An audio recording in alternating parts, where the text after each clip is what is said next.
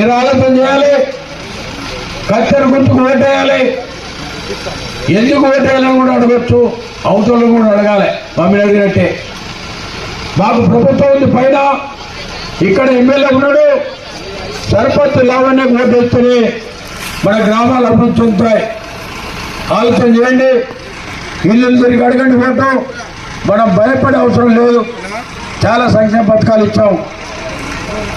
తెలంగాణ రాష్ట్రం ఏర్పడగానే కాంగ్రెస్ ప్రభుత్వం రాగానే మీ అందరి ఆశీర్వాదంతో పైన కాంగ్రెస్ పార్టీ ఇక్కడ ఎమ్మెల్యే గెలిపించారు. మరొకసారి మీకు ధన్యవాదాలు తెలియజేస్తూ, ఏదైనా పని కావాలన్నా కూడా ఒక ఎమ్మెల్యే చేస్తాడు తప్ప వేరే పార్టీని గెలిచినటువంటి సర్పంచ్ ₹1 పనిచేయడు. ఆలోచన చేయండి.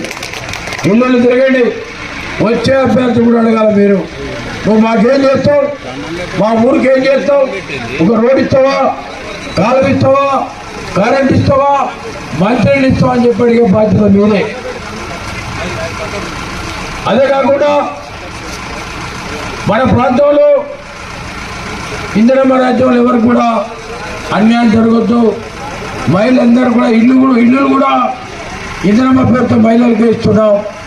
రేషన్ కార్డులు ఇచ్చాం, సన్న బియ్యం ఇచ్చాం. మరి ఇవన్నీ కూడా ఉచితంగా కరెంట్ ఇచ్చే కార్యక్రమం కూడా తీసుకున్నాం.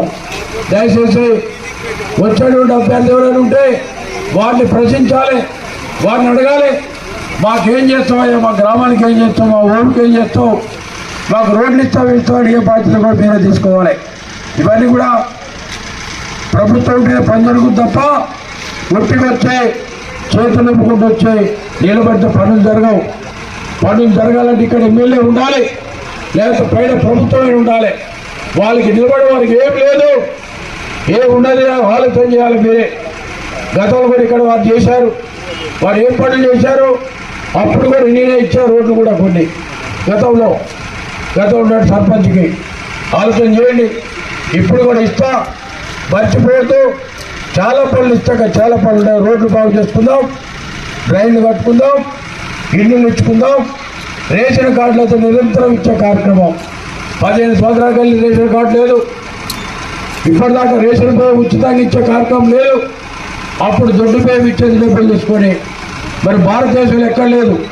సన్న బియ్యం ఉచితంగా ఇచ్చే కార్యక్రమం మన దగ్గరే ఉంది. ప్రతి ఒక్కరు కూడా ఆరోగ్యశ్రీ ఇస్తున్నాం. ఎవరికైనా ఆరోగ్యం బాగలేకపోతే ఆసుపత్రిలో పోయినప్పుడు గొప్ప ఖర్చులు పెట్టుకుంటే ఆ ఖర్చుల్లో సగం పైసలు కూడా తిరిగి ప్రభుత్వం ఇస్తూ ఉంది. అవన్నీ గుర్తుపెట్టుకొని గ్రామాల్లో తిరగండి, ఓట్లు అడగండి. అవతల వాడి దగ్గర ఏం లేదు, సున్నా, గుండు సున్నా. వాడేమి ఇవ్వడు కూడా.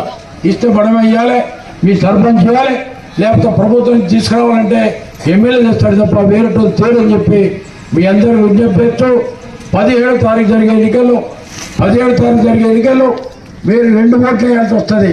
ఒకటి వార్డుకి, ఒకటి సర్పంచ్కి 2 ఓట్లు వేసి కాంగ్రెస్ పార్టీ బలపరిచిన అభ్యర్థి లావణ్య గారిని పెద్ద మేయర్తో గెలిపించి వారితో పాటు వార్డు మెంబర్లు కూడా గెలిపించే విధంగా మీరు కష్టపడితేనే ఫలితం.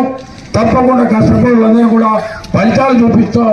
మీ పంచాయతీని ఆదర్శ పంచాయతీగా తీర్చిదిద్దామని చెప్పి మీ అందరూ విజ్ఞప్తూ.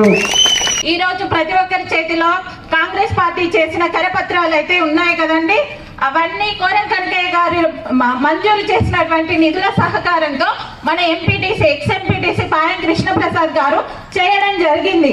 అయితే ఇప్పుడు జరగబోయే సర్పంచ్ ఎలక్షన్ లో మాత్రం ఎంపీటీసీ గారు వాళ్ళ భార్యని నియమిస్తున్నారు. ఎంతవరకు వాళ్ళ భార్యకు అనుభవమే లేదే, అటువంటి అమ్మాయి ఎంతవరకు ఈ సమస్యల్ని పరిష్కరిస్తుంది? పాయం కృష్ణప్రసాద్ గారు చేసినటువంటి కార్యక్రమాలన్నింటినీ మళ్ళీ విజయవంతంగా ముందుకు తీసుకొస్తుందా లేదా అన్న అనుమానం మీలో కూడా రావాలి. మన ప్రతిపక్ష వాళ్ళు మనల్ని ప్రశ్నించడానికన్నా ముందే మనల్ని ప్రశ్నించుకోవాలి.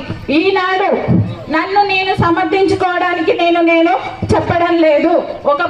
ఒక ఇన్ని రోజులు ఇల్లాలుగా, ఒక తల్లిగా, నేను గృహిణిగా నా బాధ్యతలు నిర్వహించాను.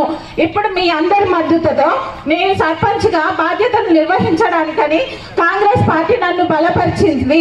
ఈ నమ్మకాన్ని నేను విజయవంతంగా నెరవేర్చడానికి, నాకు ఉన్నటువంటి అవకాశాన్ని సద్వినియోగపరచుకోవడానికి నేను మీ ముందుకు వచ్చాను.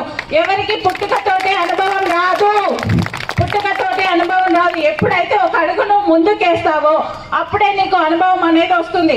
నేను ధైర్యం చేసి నాతోటి మహిళలందరికీ ఆదర్శంగా నిలబడడానికి నేను ఒక అడుగు ముందుకేసాను. ఈ తరాన్ని నేను నా తర్వాత వచ్చే నెక్స్ట్ తరం జనరేషన్ కి కూడా నేను ఆదర్శవంతంగా నిలబడడానికి నేను ముందుకొచ్చాను. మన గ్రామ అభివృద్ధిని మనం ఏర్పరచుకోవాలంటే మన ప్రభుత్వం అధికారంలో ఉండాలి. మన కాంగ్రెస్ ప్రభుత్వం అధికారంలో ఉంది. ఆ అధికారాన్ని సర్పంచ్ గా నెరవేర్చుకునే బాధ్యత నాది, నన్ను గెలిపించుకునే బాధ్యత మీది. ఆ వచ్చే నిధులన్నిటిని సక్రమంతంగా నిజాయితీగా ఒక్కొక్క రూపాయిని మన భవిష్యత్తు. నేను చదివింది MSc psychology, guidance and counselling డిప్లొమాలో కంప్లీట్ చేశాను. ఒక చదువుకున్న నాయకురాలు మాత్రమే ప్రతి పౌరుణ్ణి నాయకునిగా తీర్చిదిద్దగలరు.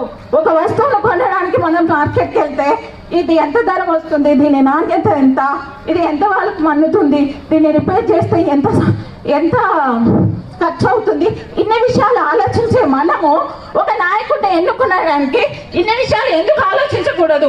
మీకు వచ్చే నాయకుడు మీ గ్రామాన్ని ఉద్ధరిస్తాడా లేదా, మీ సమస్యల్ని పరిష్కరిస్తాడా లేదా, తల్లిదండ్రుల్ని గౌరవిస్తాడా లేదా, ఇవన్నీ చూసుకోవాలి.